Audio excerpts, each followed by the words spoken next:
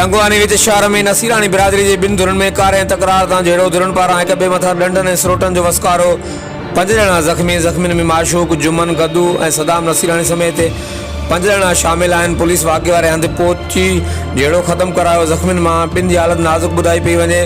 ज़ख़्मियुनि खे इलाज लाइ अस्पताल मुंतक़िल कयो वियो। हर वक़्तु आगाहनि लाइ ॾिसंदा रहो JTN वेब न्यूज़।